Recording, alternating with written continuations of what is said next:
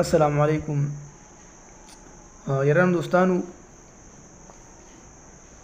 په سیاست کې له پنجابیانو علاوه موږ پښتانه تباه او برباد او غرق او پرک او هلاک یو. څو ورځې مخکې د دیر نه چې کومه رایه یو وتلی د مولانا صاحب خواته ملاقات دپاره. مولانا فضلالرحمن صاحب چې کومه دی هغې له د دیر د راتلو دعوت ورکړی و. نو هغه ویډیو ما په فیسبوک باندې کاته.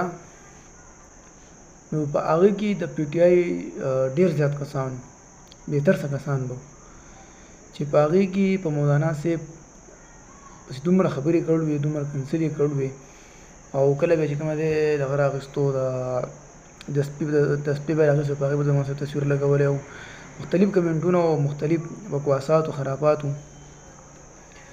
یو خلک موږ په خپله ټیک نه یو، غرق موږ په دې یو چې په خپله ټیک نه یو، بیا موږ د حکومت نه او د بل نه ګیلې کوو. دا خلک په سیاست کې دومره ورننوتي دي چې د مخالف سړي تصویر نه بس ګالم ګلوچ نه کار اخلي، کنزل نه کار اخلي، بل څه کار یې نه وي. تاسو پته ده پرون مې د بشیر خان لالا د دې علاقې غټ لالا دی، بشیر لالا، او بشیر لالا چې کومه دی یو کس انټرویو اخلي او په انټرویو کې چې کله عمران خان صاحب به شروع کوله نو ایاک نعبد و ایاک نستعین نه به شروع کوله، نو هغې ورکران چې څومره دي نو هغه ټول هم دغه کار کوي، ایاک نعبد و ایاک نستعین.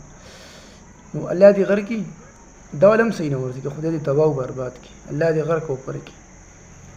نو هغې پرون ما ویډیو کته بشیر خان لالا صحابي ته وایي هغه دغه هغه بسم الله وکړي، بیا چې کومه دی ایاک نعبد و ایاک نستعین وایي، نو ایاک نعبد و ایاک نستعین ته په بیک ګراونډ لګون تاسو به وګورئ. نو هغې زه ځکه نه وایم چې هغې هم غلط ویلی دی، نو زه غلط نشم ویلی، ګناه ده. په بیک ګراونډ به وګورئ چې دا دومره نااهل خلک دي چې نه خو د دنیا نه خبر دي، که دنیا نه خبر وي پکار دی پاکستان د اوسه پورې څومره ترقي کړی، نه د دین نه خبر دي، او چې د دین نه دي خبر بیا راپاسي ورکران او دا خلک راپاسي او بیا په مولیانو پسې او په مذهبي خلکو پسې خبرې کوي، په خپله د ټکي نه دي او په نور پسې خبرې کوي.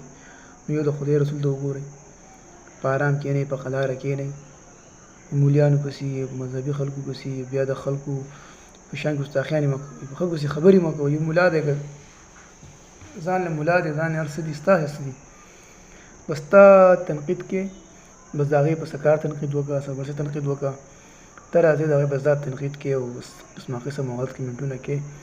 نو ګوره دا شی موږ ګوره د تباهۍ طرف ته وړي. نو لہذا داسې قسمونه موږ ځان وساتو او هسې نه چې بیا وروسته افسوس کوو.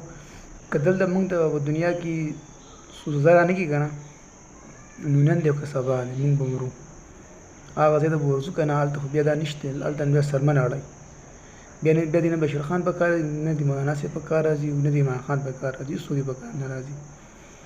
نو مهرباني وکړئ په سیاست کې دومره مه ورننوځئ، د یو بل ذات نه بیا خو دې خوا وځئ، په ارام کښېنئ او د سړي بچي جوړ شئ، په انسانیت پوه شئ. که نه ګوره یوه خبره واورئ، دا څومره چې الله پاک ذلیل او رسوا کړی که نه، نو دغه شان نور ذلیل او رسوا کړي.